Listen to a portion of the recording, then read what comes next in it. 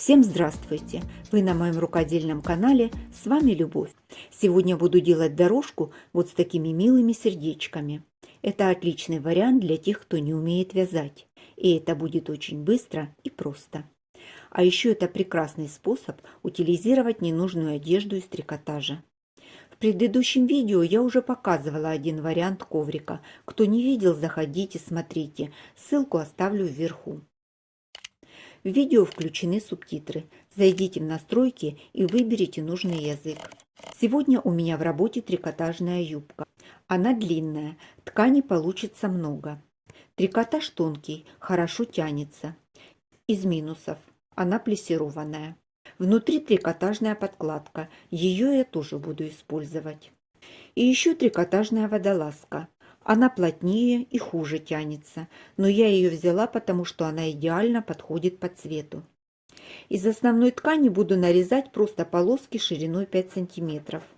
Длину полосок возьму за основу, все остальные буду подгонять под этот размер. Растягиваю, получается круглая трикотажная нить. На подкладке по лицевой стороне проложила мелкую строчку по долевой нити. Срезаю швы как можно ближе к строчке. Оригинальный шов широкий и при растягивании закрутится на лицевую сторону, а он мне там совершенно не нужен.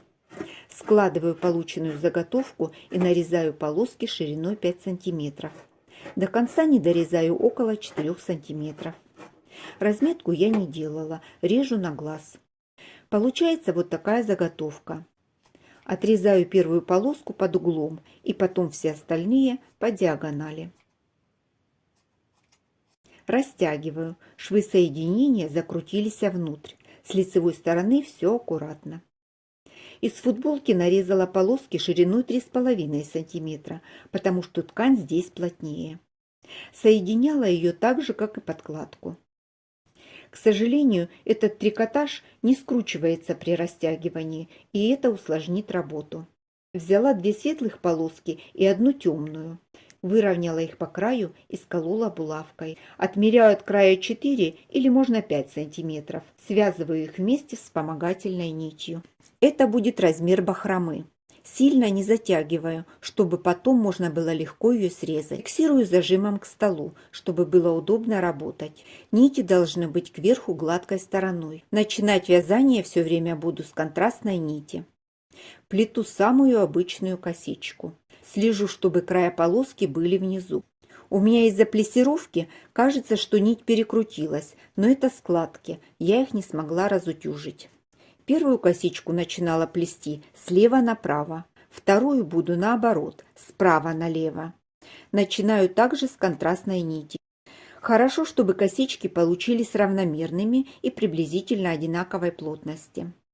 У меня получилось 10 косичек левосторонних и 10 косичек правосторонних.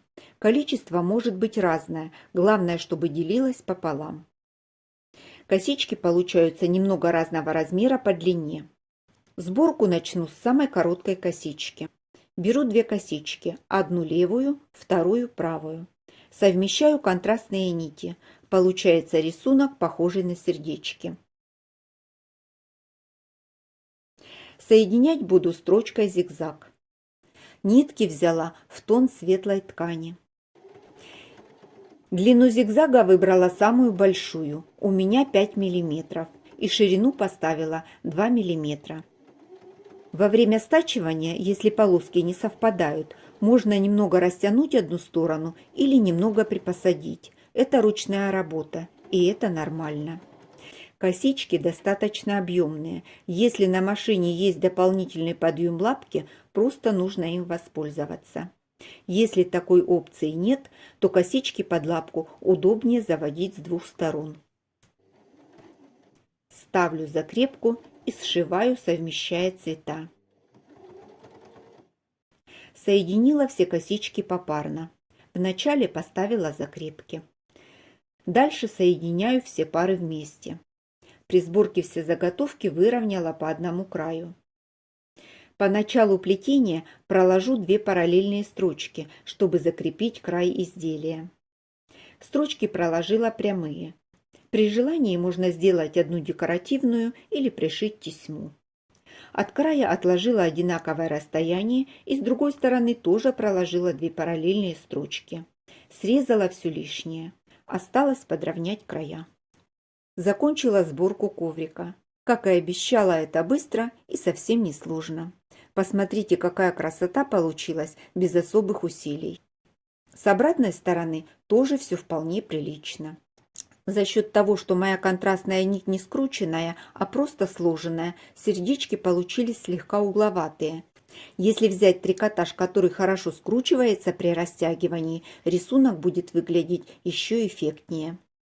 По цвету она подходит в ванную, вот туда я ее и положу. В целом меня все устраивает. Замечательная идея для переработки трикотажных изделий.